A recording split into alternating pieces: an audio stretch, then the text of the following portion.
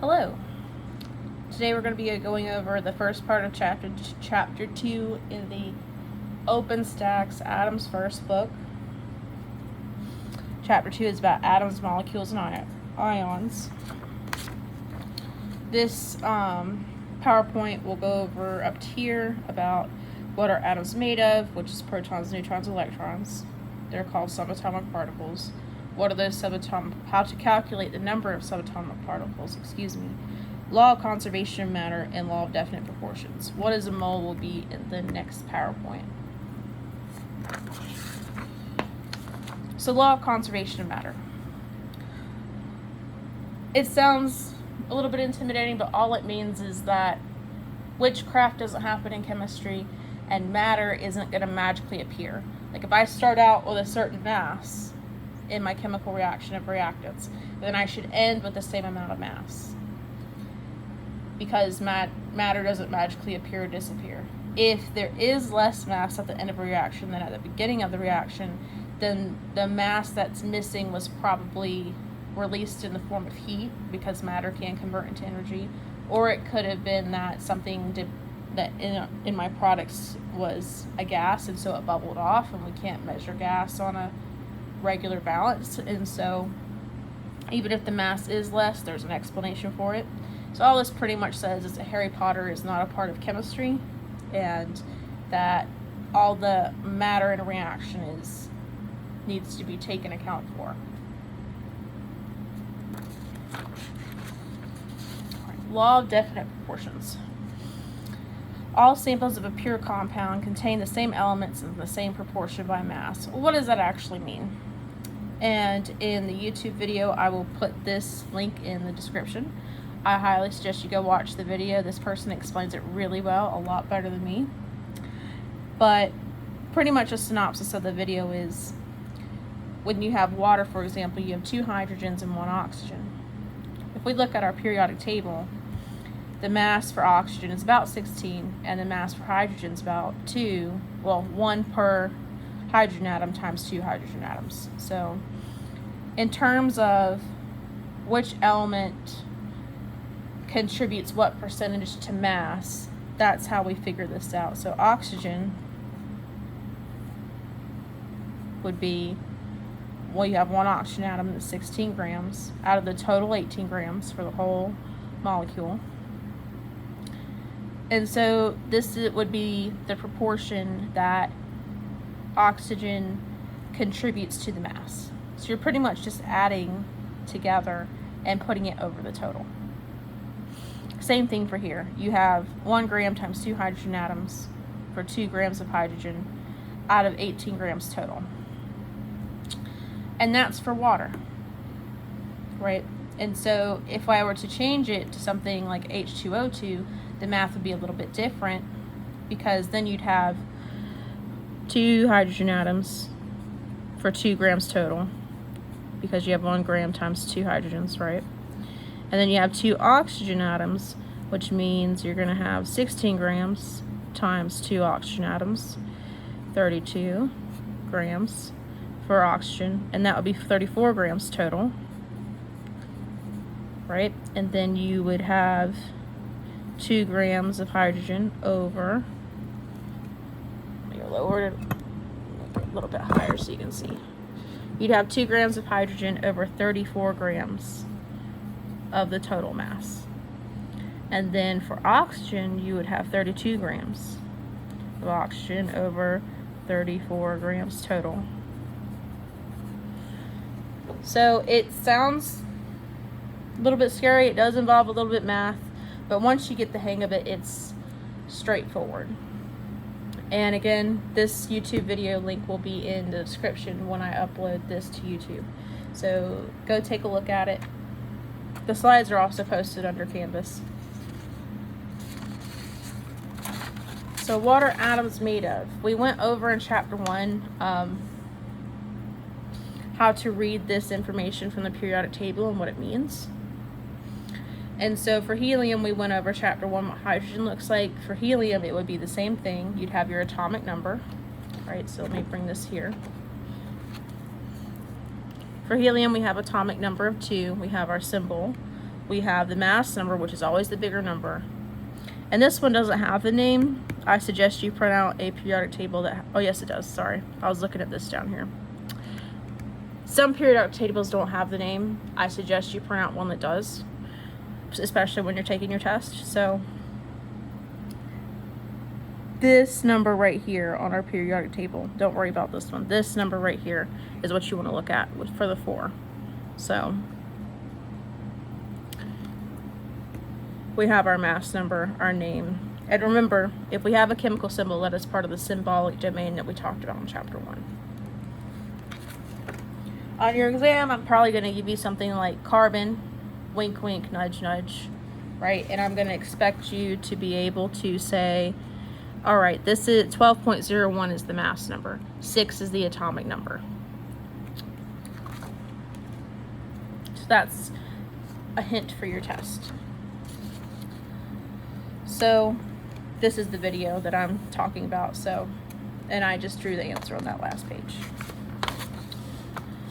So what are atoms made of? Atoms are made of protons, neutrons, and electrons. So again, here we have helium. And our atomic number is always equal to the number of protons. If the number of protons change, just like if the atomic number changes, then the element changes. It's no longer the same element. The number of neutrons can change, and the number of electrons can change, but the protons cannot change. Protons are the same all day, every day. So if we look at helium and how we calculate this, this is equal to the number of protons,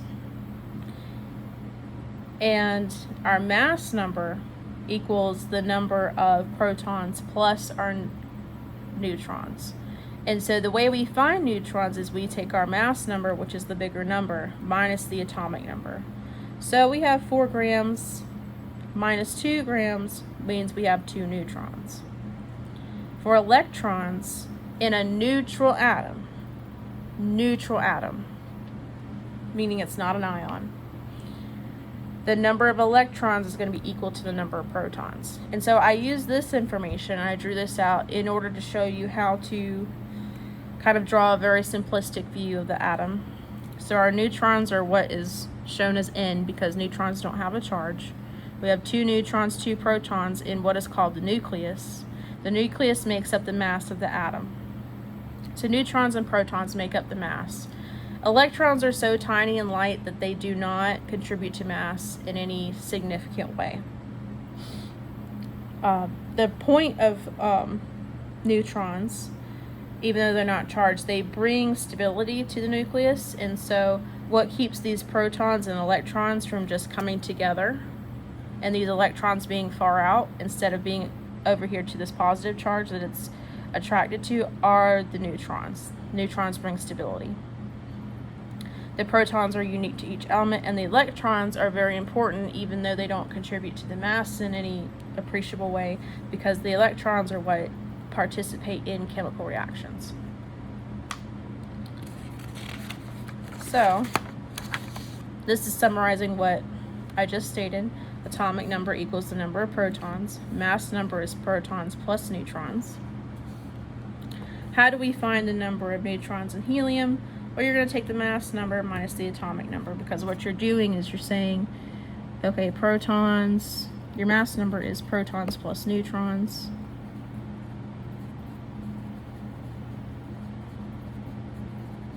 Minus the number of protons is going to leave you with the number of neutrons. And that's what we did for helium. So again, a neutral atom, atomic number equals the number of electrons. So when I went over this during class today, or yesterday rather,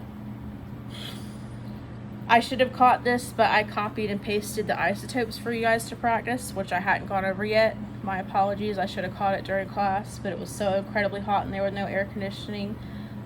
I was barely awake. So for right now, just pause the video and practice oxygen, and then we're going to go back and I'll show you how to do the isotope.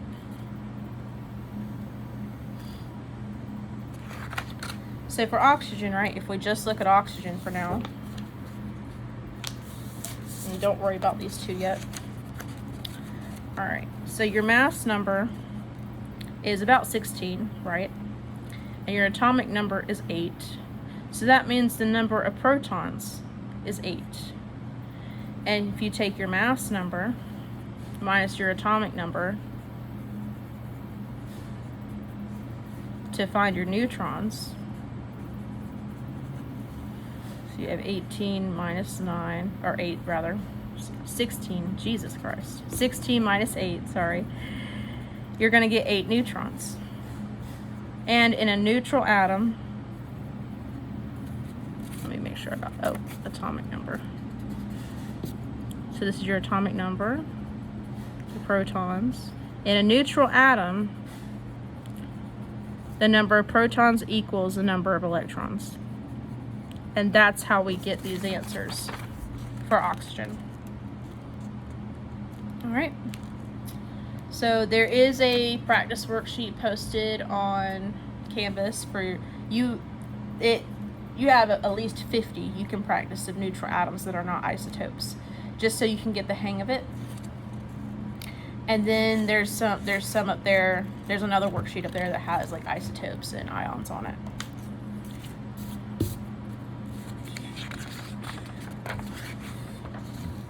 So what are isotopes? Again, this will be posted in the description. Isotopes, remember when I said that the mass number can change because the number of neutrons can change? That's pretty much what's going on here. So this video does a very good job. This guy does an amazing job of explaining what isotopes are. But essentially, you can have different versions of the same element with a changed mass number because you added or subtracted neutrons. So neutrons can change, like we said. Remember when we said that the nucleus is our protons plus our protons plus neutrons, right? Nucleus is protons and neutrons.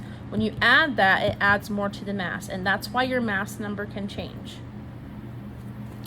And so when we get to isotopes like this, right? And these are in your book. I copied and pasted them from your book.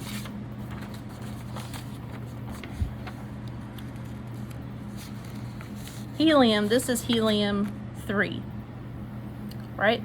And so our atomic number stays the same forever and ever and ever. So your atomic number is 2, and therefore you know the number of protons is true.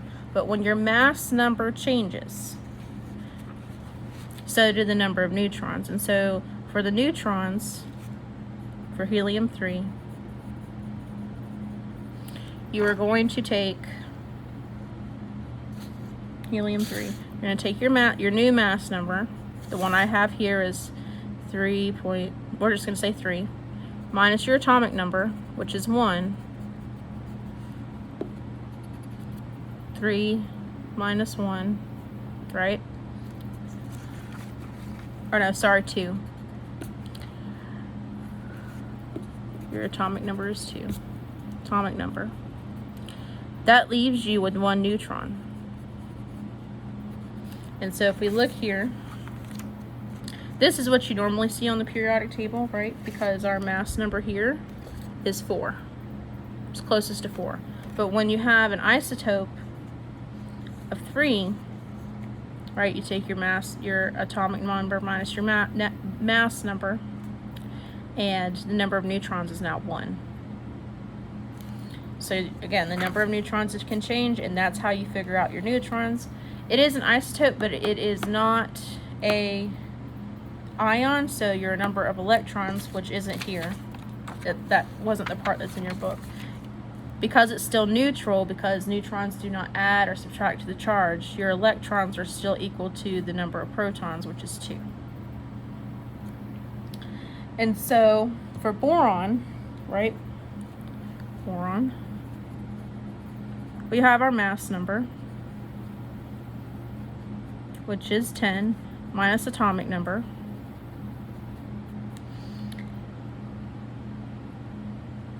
which is 5. And so we have 5 neutrons. Remember, our atomic number is 5, our protons are 5. Now we just calculated that our neutrons are 5. This is an isotope, but it's not an ion, so our electrons equal the number of protons, which is 5. Which is what you will see here for boron 10. 5, 5, and 5 for this particular mass number. Right. And there's another section in the slides for you to practice. These answers are literally in this video, in like the last slide, or one of the last things he shows. He shows about he shows the answers to these. So take a look at that and practice. I suggest practicing before you see the video, that way you can see where your gaps in understanding are. Some more practice right here. This is an isotope of hydrogen right here. And so let's look at our atomic number. Right? Our atomic number is 1. So what's our number of protons? That is 1. And the mass number for that is going to be 2.0141. Right?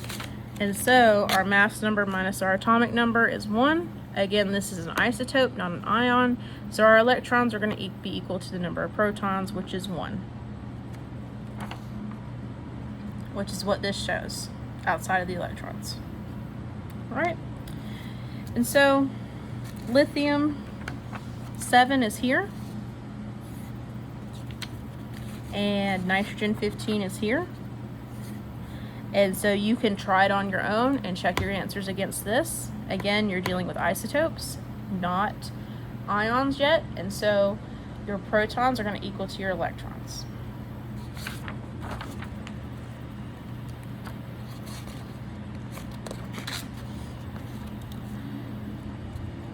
So what are ions? So remember, the neutrons can change, which creates an isotope. When the number of electrons change, that is an ion.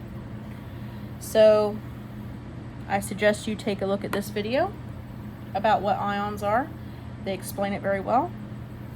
Again, this will be in the description. Ions have to do with adding and subtracting electrons to an atom. And so with electrons, I like to think electrons as that very witchy or jerk-faced negative coworker, because it can kind of be counterintuitive. When you add an electron, it becomes more negative until you think about the electron as a negative thing itself. So when that negative coworker starts working at the place and brings the whole morale of the place down, the whole entire environment is negative, just like the atom becomes more negative when you add electrons. Now, say that negative Nancy left, right? Now, once that negative Nancy leaves, everything becomes more positive, okay? And so adding electrons is more negative, electrons leaving is more positive.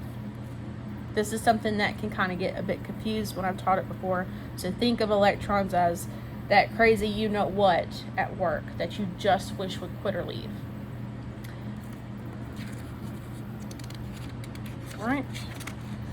Practicing subatomic particles with ions. So how do we do this with electrons? So with oxygen, right, our atomic number is 8. Our mass number is 16 because we're dealing with ions, not isotopes. Our protons are always equal to our atomic number. So our mass number minus atomic number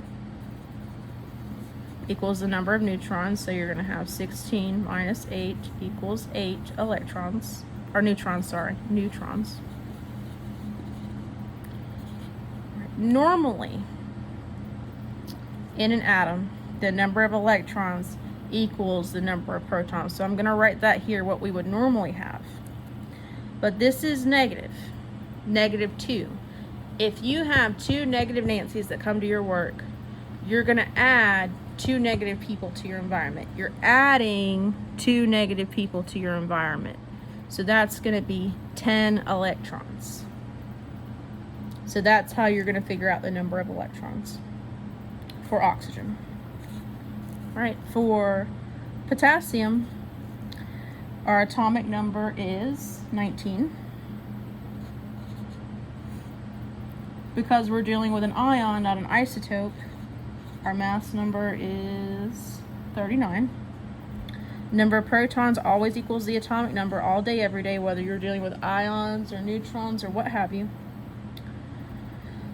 Because we're not dealing with an isotope, we can just say mass number. Well, we can say mass number minus atomic number anyways, but we don't have a new mass number. So our mass number is 39 minus our atomic number of 19 equals 20 neutrons. Now, how many electrons would we normally have in a neutral atom? 19. But the overall charge is a +1. That means one negative Nancy left. One negative Nancy left, so we subtract 1 and we get 18 electrons. So magnesium, our atomic number is 12. Our mass number is 24. Our protons always equal the atomic number. So for magnesium, our mass number is 24 minus our atomic number of 12, so we have 12 neutrons. We would normally have 12 electrons, but we have a +2 environment. That means 2 negative Nancy's left. They went bye-bye. So we subtract 2 and we get 10 for our electrons for magnesium. There should be a subatomic particles practice with ions under Canvas if you would like some more practice with that. And let's check our answers. 10, 18, and 10. So, yep. So that's it for the first part of chapter 1, or chapter 2 rather. We're going to be getting into the mole concept next chapter, or next part of the chapter, so I suggest you read up on that before we do it. The mole sounds complicated, but it's really just a unit of measure that makes counting atoms easier. So we're going to go over that next.